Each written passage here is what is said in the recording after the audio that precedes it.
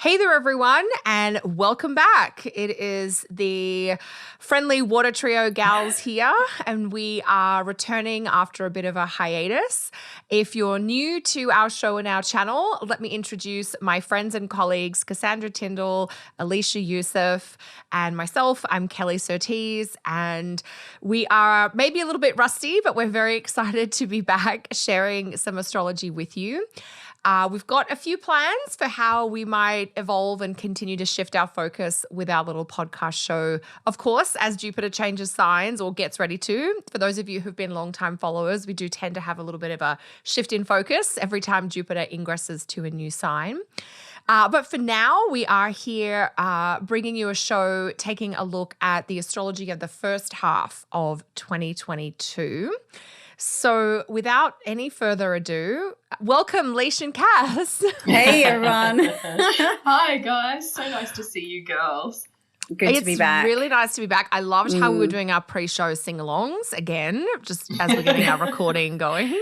Although Eminem is new to the genre. That's true. That is a little different. We were doing a little bit of Guess Who's Back. Just for the listeners. Yeah, just to get ourselves in the groove. And for our poor sound engineer. Yeah. 3 water trio girls go around this. Oh my gosh.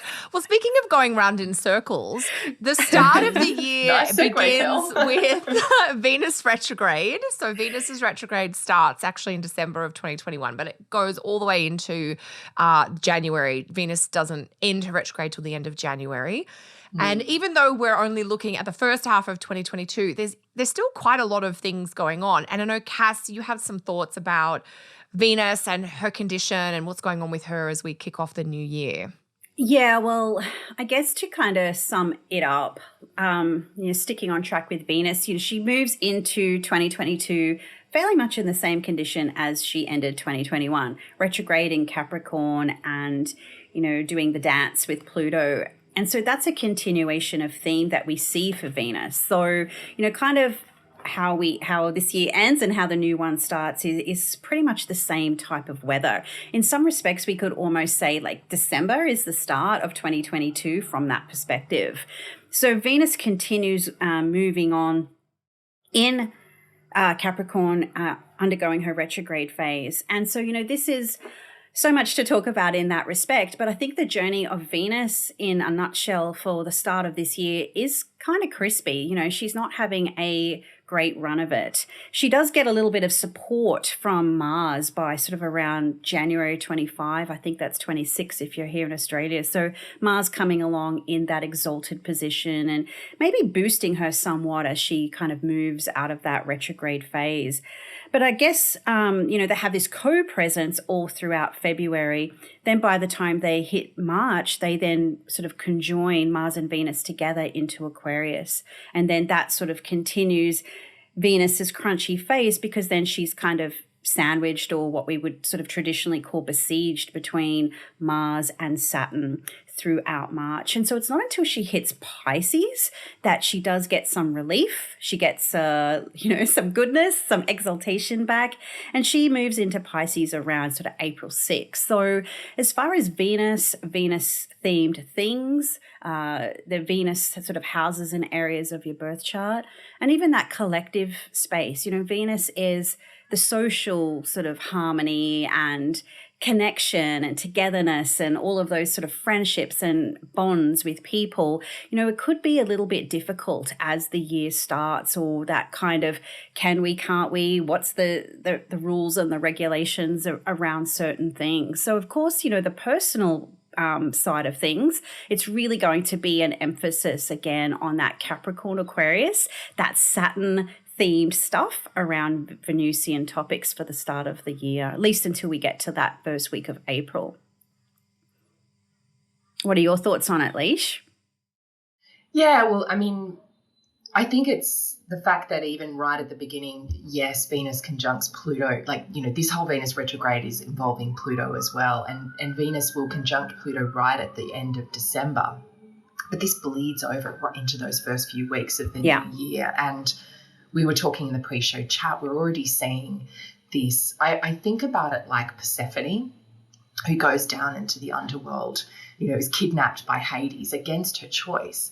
And when she goes down into the underworld, she's seeing a lot of things she's never seen before. She goes down all sweet and innocent as the evening star, and then she gets kidnapped and taken in. And it's not until by choice later on she actually chooses to become queen of the underworld. She chooses to become Hades' bride because she can see the suffering that is causing the humans because of Demeter in her grief, not being able to give the humans food and crops and things. So, and in that she becomes powerful or empowered because she chooses to become queen, and therefore she can come and go from the underworld as she wishes. So this is the feeling, especially of this Venus in Capricorn piece, especially, is that, yes, we'll be meeting some depths and some murkiness and things we might not have seen before. It's really touching on these plutonic themes of bringing things up from the underworld, of forcing us to face things, especially around love and beauty and relationships. And I think Nick Dagan-Best talks about Venus retrograde as consensus as well. How do we find consensus in things? So we may have to face a lot of icky stuff or stuff that's unpleasant or uncomfortable to look at.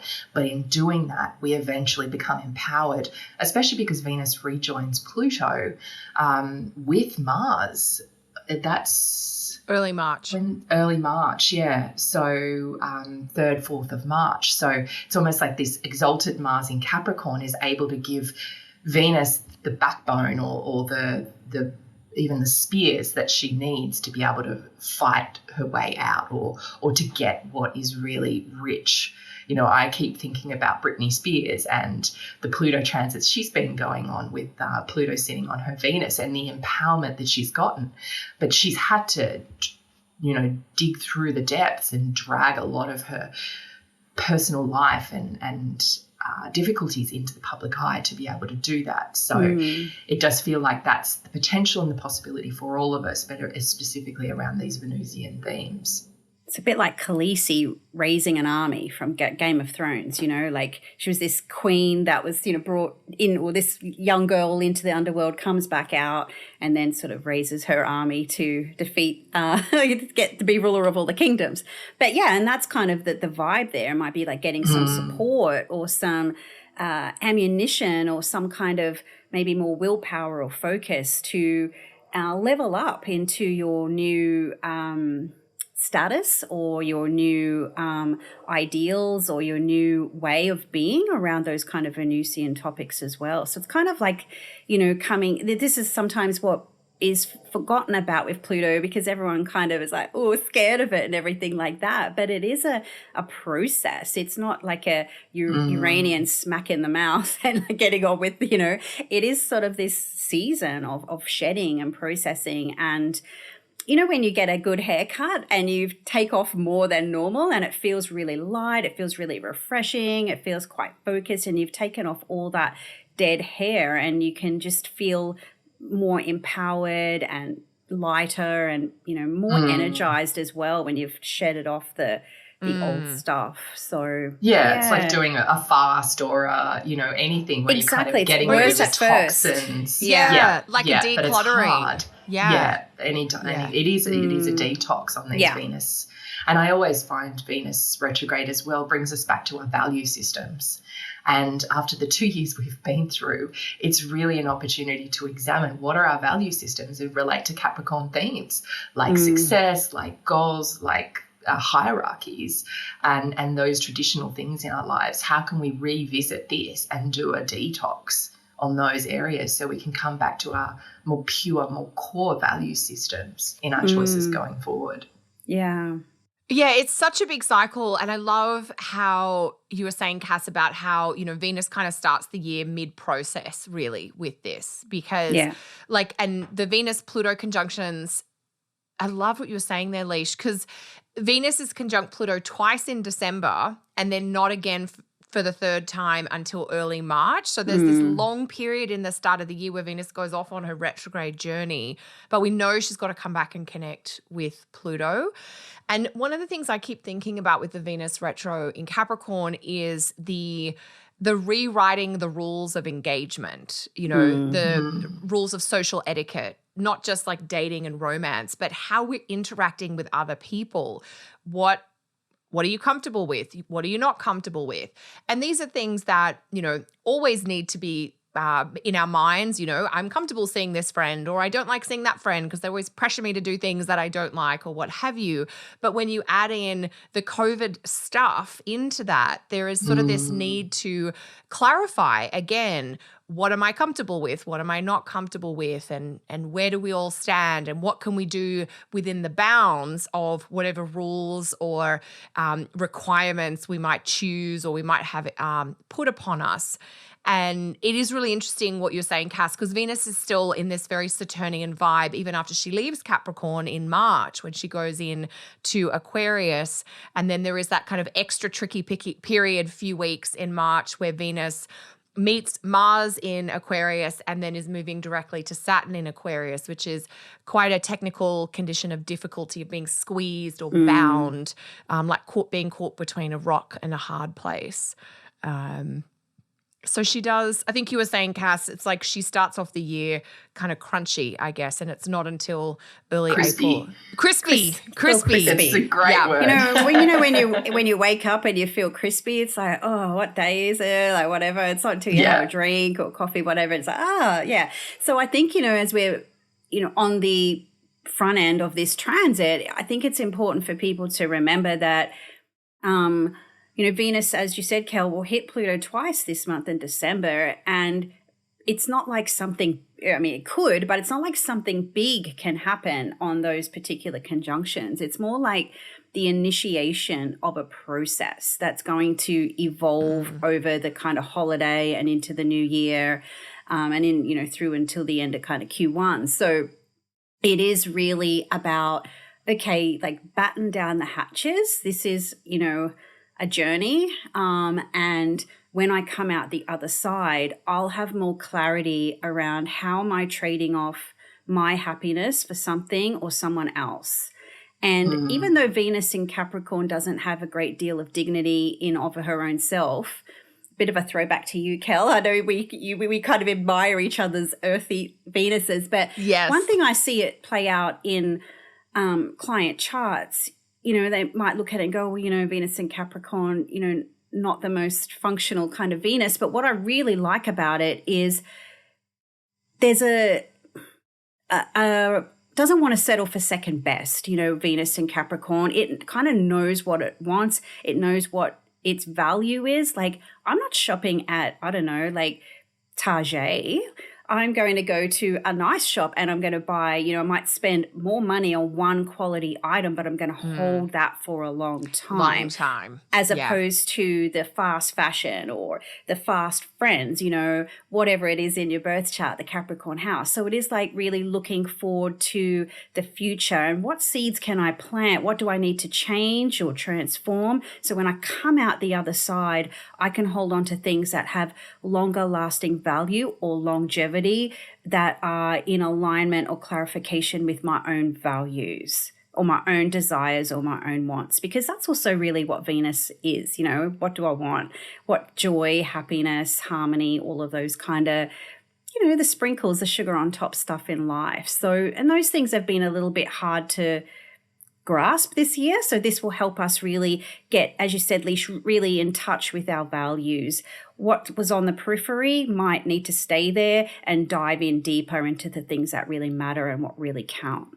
And that's what's to look forward to with that. Yeah, exactly. You know what I mean? Coming out with quality at the end of the process is something to I think, to celebrate. Yeah, and also Venus with the pleasure principle side of things as well. This is really getting real, Capricorn, with what truly brings us pleasure, not the periphery stuff. And I think it's really interesting that the second of these touches with Pluto is going to happen on Christmas Day. So it's kind of interesting. Okay, this tradition that we all adhere to. Not all, of course. I'm sure not all our listeners are Christian or necessarily celebrate Christmas, but it does feel like in the Western world it's such a big tradition, such a big thing. Yeah. Does it really bring us pleasure, or is it just about duty and responsibility, or how can we do it in a way that it truly does? And then how does this follow on into early 2022?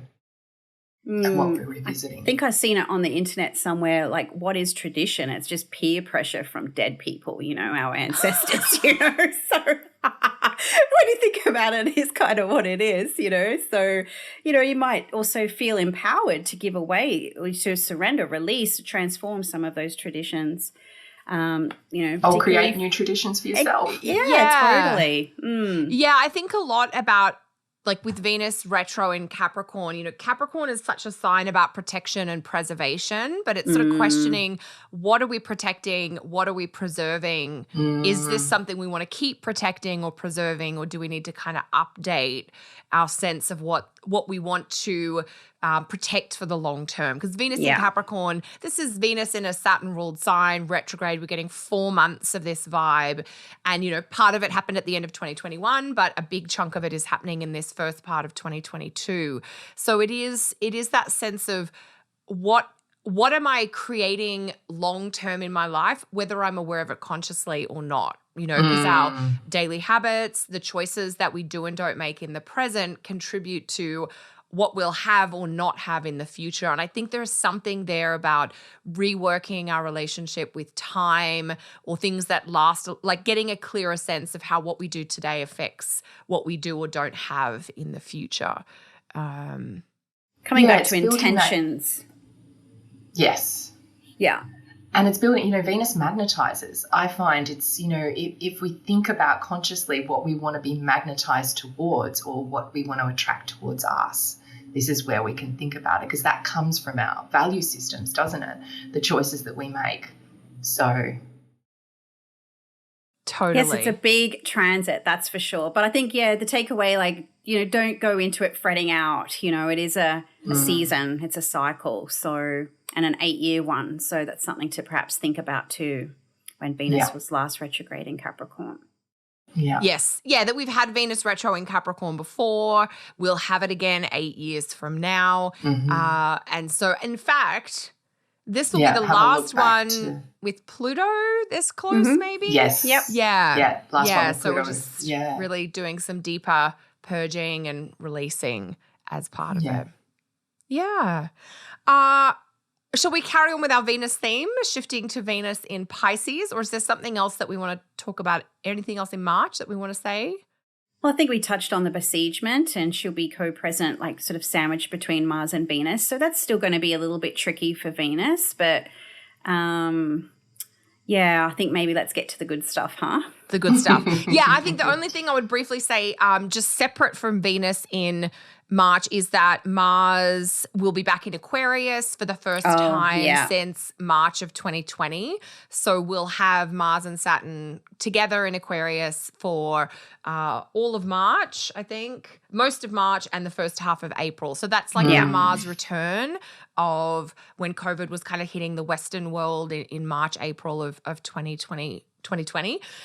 So it's a little different because we don't have Jupiter here this time around, which we did before, but it will be interesting just to see how that Mars-Saturn repetition shifts things, changes things. Some things might get harder. The stress. I wonder a little bit about Mars and Saturn together, again, about mental health, mindset, taking care of the mind, for each of us individually, but also collectively. And it'll certainly be a chance to kind of rework or rethink the Aquarius parts of our chart. Yeah. Yeah. And there can be a strengthening with Mars and Saturn together, but it's kind of that forged through fire strengthening. You put a piece of iron into a fire. Yeah, well, you discover your strength through a pressured situation or a situation that really kind of asks a lot of you. It's like if you think about like how steel is forged, it's the, repeated fire and collision, like blacksmithing, right? And I think this particular transit of Mars in Aquarius with Saturn, you know, as you said, Kel, it's the first that we don't have Jupiter's support with this, so we might see a very pure version of Saturn in Aquarius this time around. So, you know, it will be an opportunity. Speaking of our songs, you know, when the going gets tough, the tough get going. So that's going to be, you know, that's pretty, the Mars Saturn soundtrack. Yeah, pretty much. Yeah. So, yeah, you know, again, look to that. You know, whatever house it is for you, you know, this is going to be where you have to kind of pull up those proverbial socks and just get something hard or difficult or, you know, one step at a time. Like Mars Saturn to me reminds me of like the military march where it's just like left, right until it's done, you know, zone out, just focus in, narrow in. And, you know, how they say like, do it once and do it right, or, you know, other analogies is like measure twice, cut once. Like there is this sort of like really hone in and focus with Mars Saturn, particularly in fixed signs and sort of that eliminating distraction as well. So yeah, that's a tricky period. Yeah, for sure. Yeah, and that Mars-Saturn conjunction will peak in early April, but Mars will be co-present with Saturn for most of March and the first part of April. But there's a whole other thing going on in April. Yeah, exactly. Like from one extreme to the other. Yeah. And I think many of our listeners will know what that is. So you're going to say something, Leash? Well, I was going to say we haven't actually really touched much on Jupiter and Pisces, which will be going on in the background behind everything we've been talking about. So, you know, there is that part of our chart, the Pisces part of our chart, and also Sagittarius. You know, with Jupiter back in Pisces, there will be, you know, hope and optimism and faith and belief on the table again.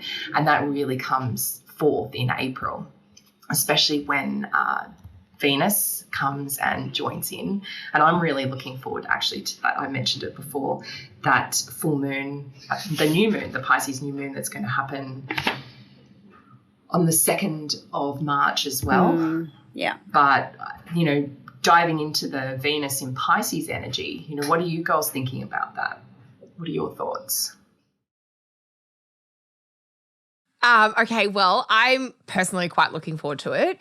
I had so many thoughts. How do I be succinct about this? I was just trying to get the exact date. It looks like it's around the 5th of April that Venus comes into Pisces. So one of the things I like on the Jupiter and Pisces piece, which will, you know, Jupiter's in Pisces until almost the middle of May. So it is there for the first part of the year. And it's sort of pulling focus and shifting our attention and energy away from Aquarius and or Saturn stuff and onto something different and something that might be nourishing or satiating at an emotional level or at a deeper soul level, because that's the direction that Pisces likes to go in. And while that is active and going on in the first 3 months of the year, there's something really special or sparkly or satisfying, particularly about how we can nourish ourselves, whether it's through spiritual, energetic connection, whether it's through healing experiences, whether it's through connections with people at work or personally, that just feels like the Venus in Pisces with Jupiter and with Neptune. I don't think it's necessarily super productive. I think it's more about connection, something about getting closer, you know, whether it's learning more about your own emotional self or creating closeness with certain other people in your life. And it does feel very protective or stabilizing or helpful, particularly to the Pisces parts of our chart, but probably also to the Jupiter parts of our chart as well. What are your thoughts on this, gals? Because I know it's definitely a feature and maybe one of the brighter astrological features for this first half of the year. Yeah, I was watching with the kids. Pixar have done these really short animations where they've invited people, you know, budding animators to come in and present. So I think it's on Netflix. Anyway, there's this really short, sweet film about a boy jumping in puddles with his babysitter or his big sister, and she's on her phone on the step and he's jumping in these puddles. But he's discovering as he jumps into the puddles that he goes right into them, and below them is this magical dream world. So he shoots out another puddle, and he keeps trying to get her attention, but she's that typical Aquarius energy, maybe Saturn Aquarius. She's so focused on her phone, she just keeps going, yeah, and misses what he's doing, until he grabs her hand and pulls her in. And then her phone gets sucked up out, and they're in this just magical world of all these beautiful colors. And it just kind of talked a lot to me about what Jupiter in Pisces could be. It's imaginative, it's magical. And when Venus joins it in this space, it's like, come and enjoy this with me. Let's do this together. Let's drop the phones, or drop the stress, or drop the worry, and just be together in this space. And, you know, it's so much water, because it's both of them are co-present with Neptune as well. Yes. So it speaks a lot to me about emotions and emotional connection. And we've felt so tight. It's almost like being a drought since Jupiter's been under Saturn's thumb and co-present for the last few years. I think it's an opportunity for us to soften and to melt towards others and our connection with others. And I don't think it's going to be with everybody, but I'm hoping there's more unification. There's more of that opportunity to kind of see things at a bigger level, like a humanity level, you know, that beautiful emphasis on Pisces of just the oneness of the human race. So that's some of my wishes for what it possibly could be. But in our day-to-day lives and in our, you know, our personal world, it's just, okay, how do I return to the magic of my connections with my friends? Or how do I do imaginative, creative work in collaborations with others? And that spiritual piece too, just that really finding the soulful connections. What about you, Cass? Lots of thoughts. I think this transit is, I don't know if I'm using the correct term, but I'm thinking of the economic term opportunity cost, where you can put your energy or your money in one place, but the opportunity cost of that is that you don't get it somewhere else. And sort of at the same time, you've got sort of perhaps surrender and flow and enticement or intoxication and little bit of like fairy-like seduction or something. Yeah. Losing yourself in the dream. Yeah. There's that component.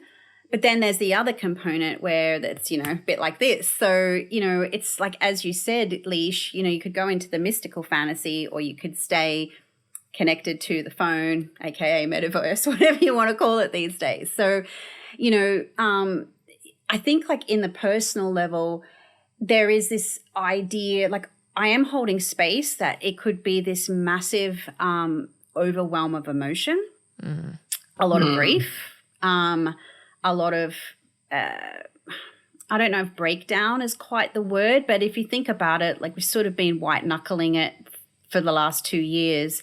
And we had a taste of Jupiter and Pisces, but it was only very small. And now we have it with, you know, closer to Neptune, Venus. You know, there is this sort of really amplified and overwhelming influence of it. And it's almost like when, you know, what happens when you're looking forward to taking holidays and you're working like a dog to get to the leave date, and then people finally go to their resort or wherever it is they're going, then they get sick. They come down with a cold or some kind of tummy bug. And it's that sort of like when you finally, like, you know, let that go in your body or let it go in your mind, and then there's some kind of healing that needs to take place. You know, I think I gave up on holidays many moons ago, because every time I went on holidays, I would get sick. So this was in my 20s. So I do think there's that component there. You know, I would like to say that this is going to be like a really great transit, but, you know, I always hold a caveat for Neptune, where there is something like a little bit unseen, smokescreeny, illusionary, deceptive kind of quality to it. So I think like it's almost might also be the overwhelm of opportunity that potentially Jupiter with Neptune could bring.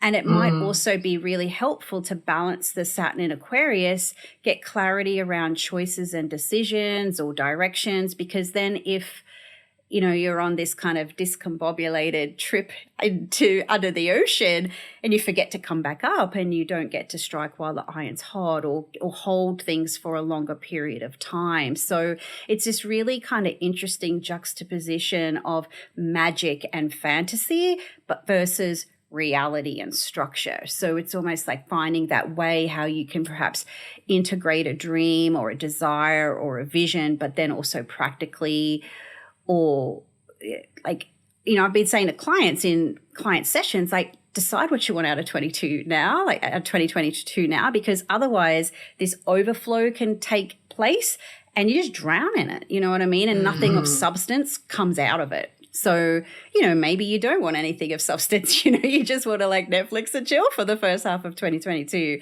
and take that breath or take that relief. And that's fine too. So, yeah, there is that sort of, I am holding a little bit of tentative energy around this transit for that reason. Yeah. So it's like, on the one hand, it could be a chance to take a break from the effortful stuff of all the Saturn components, but to be aware that what you're doing is actually taking a break and that you might have to circle back. And then, Cass, you're talking about not so much just Venus and Jupiter, but as Jupiter gets closer to Neptune, which is kind of all coming together late April, where we'll get this kind of huge outpouring of sensitivity or feeling, and that could be like a flood, or it could be overwhelming for people, especially if you've been holding on a lot and then like the dam breaks kind of thing. Yeah, I'd 100% agree with that. It's going to be watch this it's how you space. adapt to water. Like, when I was on my recent trip to the Great Barrier Reef, it was wonderful, but you can't stay underwater that long. You want to stay there with all the magical colours and the creatures, but you have to keep coming back up for air.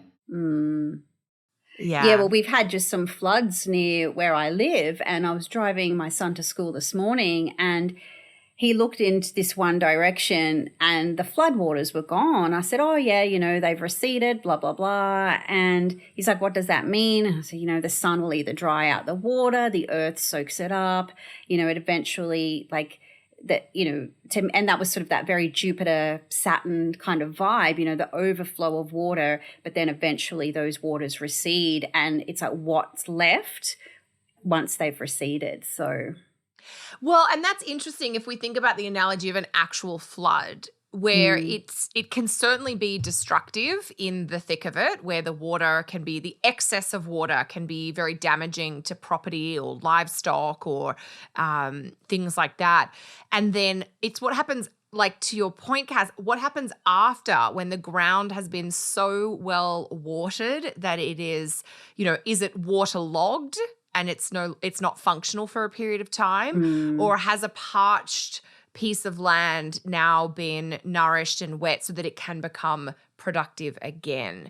Yeah. And I think that's, and something one of you said, maybe it was you, Cass, in our pre-show chat about some of these cycles, whether they're really like helpful and inspiring for you or whether they're more challenging, are going to depend a little bit on what it's bringing forward in your own personal chart, basically. Not everyone's going to get a huge dose of Jupiter and Pisces just based on your chart, and not all of us are going to get like extreme Saturn stuff, I guess, depending on how the planets are pulling different focus forward in your own chart.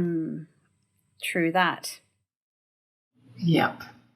And then what happens in the middle of May? What do we want to talk about in regards to that? Oh, we've got an eclipse at the end of April we want to talk about too. Were we going to talk about both of them or just that? We can talk about both. One? I mean, I'm slightly more like, I think one is more difficult than the other. Yeah, totally. Which is the lunar eclipse in Scorpio. 25 16. Scorpio and there's 15, 16. Yeah, of May. Yeah. So do we want to, since we're on the topic of Venus in Pisces, just talking about that lunar eclipse that's happening, I think it's the 30th of the solar eclipse, end of April. The solar eclipse, sorry, 30th of April for much of the world. It's the 1st of May here in Australia. So it's looking to Venus in Pisces. So it's a little bit nicer than that lunar eclipse that's going to happen on the 15th, 16th of May, isn't it? So it's happening at 10 degrees of Taurus, right near Uranus. So that's going to add to the volatility, the uncertainty of what's going on. You know, I think it's really highlighting Uranian transits for anyone that's going through them. Just this energy of, I don't know, it's I think, Cass, you've used this analogy in the past, the cattle prod to the bull. You know, running electricity, it getting it to run, getting it to move, getting it to shift. So this could be an eclipse. It's really bringing in, okay, where do I need to shift? Where am I feeling restless in this Taurus area of my chart? Where do I need to bring difference and newness? But it looks to Venus in Pisces. So it has this kind of, okay, well, I can envision what the future looks like and I'm going to shift towards that. And it's a North Node eclipse as well. So it's not as draining or tiring or exhausting as those, like the one we've just been through, this the solar eclipse we've just had in Sag as we're recording this. So anything else you guys wanted to say about that eclipse? I mean, look, I agree with what you're saying, Leash. I think just briefly I would say, yes, and it's a good eclipse and it's got those qualities of upheaval, but I wonder about a little bit more on maybe the breakthrough side of like breaking down of all things that you've been wanting to get out of or try to find a way to get away from, you know, whether it's a responsibility or a routine. You're like, I want to refresh this or I want to push forward to something new or different. And it does feel like there's a little bit of maybe encouragement to go forward into something new with this eclipse. What about you, Cass? Yeah, well, those things that you find yourself being just a tad bit stubborn about, you know. Yeah, it's like, do you bend or do you break, you know, and that's always the choice, right? And, you know, if that's a part of your story, sort of around those 10 degrees of Taurus or the other fixed planets, you know, that's going to be the big question. And, you know, if you haven't learned some kind of, you know, dare I say flexibility when I'm talking Taurus, you know, since 2018, when Uranus first moved in there, this eclipse is kind of going to potentially be, I don't know if I want to say like a rude awakening, and for some it may be, but as you said, Kel, it can be like, oh, finally, that thing I've been stewing on or trying to figure out an outcome or a solution for. It's like, you know, Uranus can just bring, you know, it's like that bolt of lightning and it sort of will blaze that path or that trail and you just go, oh, okay, like this is the way forward. And so it can be quite exciting and liberating for those Taurus areas of life, which can be creatures of habit and routine and not really know they're stuck until they've really got themselves stuck in something. So, you know, it can be definitely exciting. I often suggest, you know, if this does impact you, start, you know, embracing little things to kind of, you know, prime you for the bigger things potentially changing in larger scale ways, as this is the first eclipse of, or actually, you know, we had one in November, but, you know, this is the kind of the solar eclipse that's really kind of with the nodes in the same sign that's really kind of energizing and setting the scene for what these eclipses will mean. Yeah, and the technical note there, Cass, I think, is that this is the first eclipse on the Taurus-Scorpio axis that actually has the nodes in the Taurus, the signs of Taurus-Scorpio. So it just feels like it's coming in a little bit more hot or strong. It's not the preview, it's the full feature film. This is it. This is the main show. So coming in hot, hey, Kel? Yeah, coming in hot and hold your horses for when we get to May 16, I guess, with that lunar eclipse in Scorpio.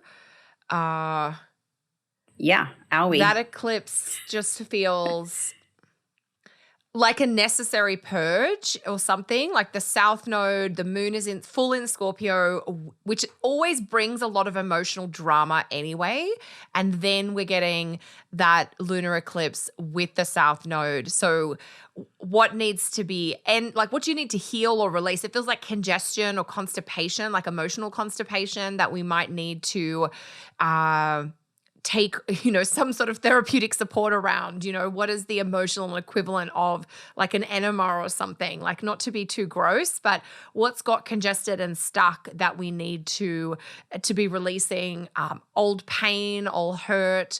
What do we need to heal? What are we holding on to that is actually just causing us? When we're angry about something and when we don't do anything about it, it just causes bitterness inside of us and it doesn't actually change anything externally.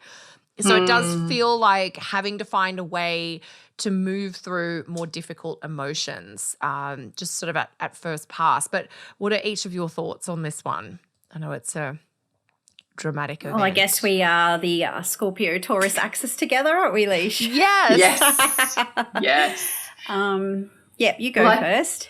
Well, I was just thinking, about that flooding analogy actually, because I think this is going to be linked into helping, this. Not that I look at trines for nodes and eclipses, but if we think about what's going on in the Pisces area of our chart before this, the flooding that happens here, we notice it really strongly. So when the floods come through, the rivers get full of mud and detritus, and then they end up in the wetlands, which is a very Scorpio place. Swamps. Wetlands, much nicer name.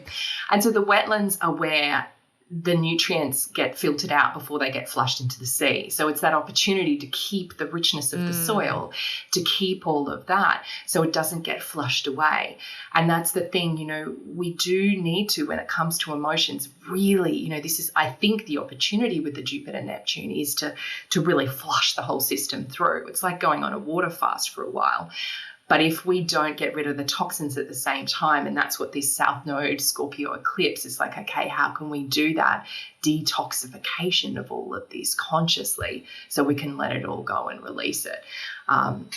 Because, God, we've been through so much in the last 2 years on so many levels, not just with COVID, but social inequality, gender issues, all of this. So it's this opportunity to go, okay, let's flush it all out. Let's get rid of it. Let's have that colonic emotionally to clear it all. And it's interesting as well that it's happening right opposite where that lunar eclipse happened in November. True that. Yeah, it's really close. So I think November gave us okay, this is what I really want to go towards, but that mid-May one will be like, but this is what I have to let go of to be able to get to that place. So the sun will still be close to our goal for this full moon eclipse as well. So I think there is going to be quite a bit around that touching into that dark feminine, having a look at, mirrors, that, the thing that helps us with Medusa's myth, and where we could potentially lose our head. So therefore we need to follow our heart. So that would be my touches on that. What about you, Cass? I don't know. Whenever I hear someone mention fasting, my ears prick up and I say, what's that? Me and my Taurus planets. Anywho, to me, I guess this whole axis, Taurus, Scorpio being very active, it was active, throughout 2021, but obviously the nodes are making that more so.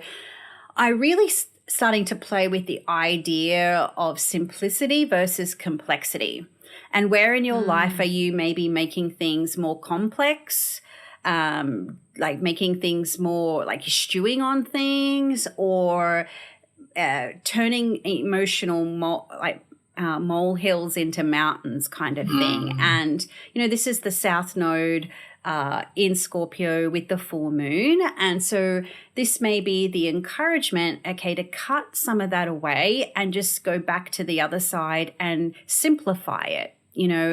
If I know, when you're sort of looking at certain parts of your life, well, if you can't simplify it, can you delete it? Can you delegate it? Can you kind of get it out of your space so it's something that you don't have to maybe personally deal with? Doesn't necessarily mean so for me, this is my 6th house, and I could already see projecting forward, there's going to be certain tasks, obligations, things I have to do that I don't want to be handling on my own anymore. So I'm okay, thinking about what that might mean in my life. So, it's where can you simplify things and just uncomplicate? And usually that's just either diving right in and pulling out the pieces and examining that, going right into Scorpio, or you just cut, sever away and or like sort of surrender it, get rid of it, or whichever way kind of works for you. So I think, looking at your own birth chart, grappling with the idea of simplicity, which is what Taurus preference is, and then Scorpio being the complexity, and where do you need to make those kind of adjustments so you can find some kind of quote unquote balance in those areas of your life. Yeah, I think it's going to be really interesting for the Pluto and Scorpio generation, actually, this series of eclipses. Just what will be, around power and control, structures in their worlds and what they're kind of facing. Just something that popped into my head when we're talking about that in terms of chart placements. Yeah, I do think like anyone with planets in Scorpio or angles, like the ascendant, midheaven, descendant, I think, the South Node coming in is a really good chance to acknowledge what might be draining or depleting you around those planets or around those topics in your life, and then thinking about how can you let go of that or release it or move further away from it. How can there be some sort of separation? But I love that, Cass, that simplicity versus complexity. That's such a nice breakdown of the Taurus-Scorpio axis. Yeah. Okay. I feel like we could go on a massive tangent I and know. talk about this for an hour. But speaking of keeping it simple, Jupiter has just around this eclipse, Jupiter has changed signs into Aries. Not that I necessarily think that that's a simple placement, but it's certainly more straightforward in its nature. What are your thoughts on Jupiter coming into Aries and how that's going to kind of lead us into the rest of the year? I think you need to take this one, Leash. Look, my chart, I'm really looking forward to it. And I know for those people who have Aries placements, it will be really exciting about growth. And the person whose chart I actually looked at for this, because I was doing a bit of research for my webinar that I did, and it's interesting because the year 1987 was a year when Jupiter was in Aries, and on a sports, one of those Reddit threads, someone had put 1987 when all these sports champions were born, people who are really good at getting active, getting athletic. So I was looking at Novak Djokovic's chart because he's got Jupiter in Aries. Do we have a time for him? Who is it? It's a top tennis player. I know exactly who he is. It's actually AA rated on astro.com. So we do. So he's a Cap rising, but he has Jupiter and the moon in Aries. And I just thought that he can be really focused and really driven. But, he's called the Joker. Because of the way that he is on the court. If you've ever seen the YouTube of him strip teasing, because you've got wolf whistles from the sidelines, he's someone who brings a lot of fun, a lot of lightness, a lot of play into what he does. I mean, he has gotten himself in hot water in the past. I was going to say, we also get the, even exactly. Just there's a temper component or a reactive quality to his personality as well. Yeah, totally. And look, we see this in Russell Crowe, who also has a Jupiter in Aries. For those who know, Yes. So okay, and he's played so many soldier parts in his life as well. Yes, if you think about it. So, there's definitely this martial quality to this, but there is a fun playfulness as well. I mean, Blake Lively is another one with Jupiter in Aries, fairly strongly placed in her chart. We don't have an exact time, but, her and Ryan Reynolds on Twitter, the banter that those two have back and forth is hilarious. So I do think Jupiter in Aries, look, we're coming out of the wetness, as you perfectly described it earlier, Cass, of what's left when the waters recede. So the waters have fully receded, things are drying out. What are we ready to start? What are we ready to initiate with this really strong cardinal fire energy? So there is excitement, there is enthusiasm, but there's also impulsiveness and there's also frustration, and there is that idea with this that we can speed too far ahead. Speeds do really pick up. We move from the somnambulance of Pisces into the excited heat of Aries. So I think, I always say Aries are really good at butting things with their heads, and that's where we'll feel excited for. But I think there's also a lot of courage and a lot of emboldenment with this energy too. So I think it's just generally a sense of, okay, we can get things done under this energy. Let's just go ahead and do it, and maybe think about the details later. So it'll be an interesting energy, I think, especially if we consider this year's Jupiter back in a malefic, under rulership of a malefic. It's going to spend part of its energy and time co-present with Mars in Aries as well. But I don't know, I like that period where Jupiter first moves into Aries and we've got Mars in Pisces. So there is that reception between the two, or generosity, or whatever you want to call it. The two, they don't see each other, but there is able to help each other out. And both of them have a bit of dignity in what they're doing as well. Jupiter is in its triplicity at night in Aries, and Mars as well in Pisces. So the two of them can definitely help each other out. So that's happening. Mars moves into Pisces around the 16th of April, and it is in that period. So when Jupiter moves into Aries, that's the 13th of May. So the two are kind of together right up until the 26th of May when Mars moves into Aries. So there is that generosity or that reception happening there where they can help each other out. So I do think that'll keep Jupiter in Aries energy a little bit slower and keep the visionings together. But Mars is conjunct Neptune at that time. So we may be a bit confused or hesitant or not quite ready to bolden ahead with our Jupiter in Aries dreams. So that's more potential to come through towards the end of May when Mars moves into Aries, and so the two of them are there ready to go. So we could potentially spend that time dreaming, end of May towards beginning of June, and then we hit the ground running after that. So what do you think, Cass? There's so what much. Are you girls thinking? Yeah. My thoughts. I think I've used this analogy on the podcast before. It might have been when we had Mars in Pisces, maybe 2020, and then it moved into Aries, squaring Saturn and all of that. And I often think of when we have heavy Pisces influences that then shift into Aries, it feels like astro rehab where you're drying out, right? Yeah. So there is that sort of drying out quality to it. And the first sort of little piece of Jupiter in Aries is looking to Mars in Pisces. And so it's like you've got out of the rehab facility and the whole world looks wonderful and full of possibilities because you're seeing it with a renewed clarity, a renewed focus, and a renewed perspective. And I believe in sort of AA and, different type of rehab situations. I'll say to you, don't get in a relationship for a little while, 12 months, whatever the number is. Yeah. Don't do this for a while. Like it's this, Jupiter in Pisces is like a horse Jupiter in Aries is like a horse at the gate, right? Just wants to go to that buffet of crazy and do all the things. But it is this sort of like, let's kind of like look at the world with wonder and possibility and opportunity, and then kind of line up your target when Mars then moves into Aries.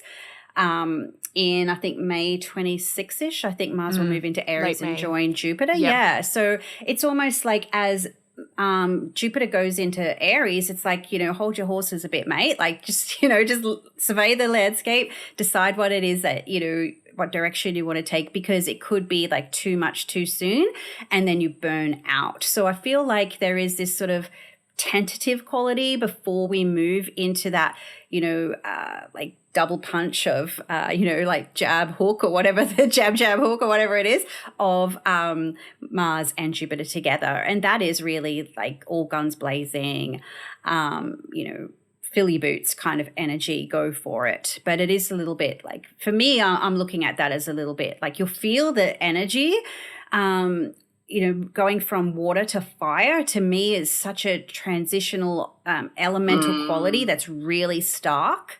But there is just that little bit of caveat. Maybe just spend the first kind of like couple of weeks just sort of, figuring it out or what have you first. Not even a couple of weeks, maybe like 10 days or so, or maybe 2 weeks, Just figuring things out first. So what about you, Carol? On your impulse. Totally. I love what you guys are saying, because you're kind of breaking down the fact that, yeah, Jupiter's going into Aries early-ish in May, but it's not until Mars comes into Aries towards the end of the month that we really get like the energy, the enthusiasm, the motivation, and the drive. And that's a huge shift in the landscape of 2022. Jupiter wrapping up its main time in Pisces and coming into Aries is like a whole shift. And there is more of a lively quality to Jupiter in Aries. There could be, it might create some tension or mean that you got to like work through things where there's a bit of disagreement. But the Jupiter in Aries plus Mars in Aries period, which is late May, all of June, and very early July, that is really unique to me. And it feels like, if we think about our own charts where we have the sign of Aries, it feels like making decisions. It feels like taking action. It feels like getting things started or getting things moving. And it has been 12 years since Jupiter was in Aries. So you might think back to 2010, which was the last time Jupiter was in Aries, if you want to try and get a sense of how Jupiter in Aries could stir your chart. There are things that are different now to then. When Jupiter was in Aries in 2010, we had Uranus there. We don't have that now, so we just kind of have Jupiter in Aries. But I really do think individually, for sure, we're going to see that sense of maybe the drying out. Cass, I love that. I think we're all of a similar mind with like planets going from water signs to fire signs. The dry out, the clarity, the sort of specificity of purpose or action that comes with that. I might not be pleasing people or connecting with people, but I'm getting this thing done. And I really think that's a vibe coming into June with that Mars and Aries there together. So kind of like, the busy bee. Yeah, when I was a child, I have a lot of placements in Aries. When I was a child, my parents said, I always just said, I do it. Like, I do it. I wouldn't let anyone else do it for me. I do it. And I think this is a strong part of what this can be around. It's like, I do it. I'll do it for myself. I'll do it, but also I'll do it. It's less about the connectivity and the Libra side of things and more about okay, what's in it? Like, how can I be focused on self? Yes. In this period of time too. Yes. But it'd be exciting. Yes, there'll be no sleepy time with that. The sleepy time of maybe April with the excess of Pisces will be done by the time we get to the end of May. Yeah. So, gals, that probably brings us towards the end of our, look at the first half of the year. Are there any final thoughts that either of you want to share on the astro of the first half of the year? I guess it's just holding that duality of one part of your life can kind of go quite well, but the other parts of your life that have maybe been a bit stirred or shaken in 2021 will sort of continue to be, but there'll be relief, or there'll be another point of focus, or, some greasing the wheels. Pleasant distractions or breaks from that. Yeah. Okay. Yeah. Nice. And I think we talked about this in our pre-show chat, and it's important to say it's just Saturn will be Saturn now, because it doesn't have Jupiter there with it. So it's like it'll be interesting to see what happens in those Saturn-themed areas, those Saturn-themed parts of our chart. Okay, how will Saturn restrict or restrain or contain us during this period of time? Without that moderating influence of Jupiter. Yeah. So we look forward to hearing your experiences and your comments 100%. via the comment section below. What do you each have going on over the next few months that you might want to share about? I know we should each mention our websites. I don't know if you gals know what your schedules will be for the first part of the year, or if there's anything you want to give a special shout out to. Well, I have a workshop coming up in the week between Christmas and New Year, looking all at 2022. So it runs over 2 days. So all the details there are on my website. Winston will be a supporter of that workshop. He's letting the people know that there's a cat. He's supervising. That. Yep. He's my apprentice. So that's Astrology of 2022. December 29-30, and more to come in 2022 for sure. But that's the next thing on the horizon for me. What about you, Alicia? Oh, Cass, just give a shout out your website. It's cassandratyndall.com, right? That's right. Okay. Leishi? Mine is aliciayusuf.com. I have just recorded an Astrology of 2022 webinar, so that is available on my website to download now. And I have some counselling slots. I've had to close off my books, but my books are reopening in January. I've got a couple of counselling spots for anyone who'd like to use those Jupiter and Pisces, Neptune, to kind of work through the emotions and get through that. I do use counselling with astrology. So it's a bit of a unique offering there. And more to come. I've got plans, I've got dreams, I've got envisioning, but we'll see exactly how that plays out. Yes. So keep an eye on everybody's websites, and Winston is... And newsletters too. I guess we all have newsletters. Oh, yeah, newsletters. Sign up to the newsletters. So subscribe to the YouTube channel if you don't already. And then if you want to stay in touch with each of us, check out our websites, Cassandra Tyndall, aliciayusuf.com, and my website, kellysastrology.com. I will be teaching as always, and you can catch all the updates for upcoming courses. Some of them are on the Astrology of 2022 and some of them are on techniques. I think we have a timing with nodes webinar and a webinar on Fidaria coming up in the first part of 2022. So all the details will be on the events calendar on my website. So is that it? I think we're done. Wow. Yeah. Fantastic. So great to be back recording with you gals again. And thanks to all our lovely listeners for sticking with us over our irregular schedule in the last couple of years. We do appreciate your comments and your feedback, and we look forward to sharing more as 2022 unfolds. Bye for now. Wishing you all a magical 2022. Bye. Bye. Bye.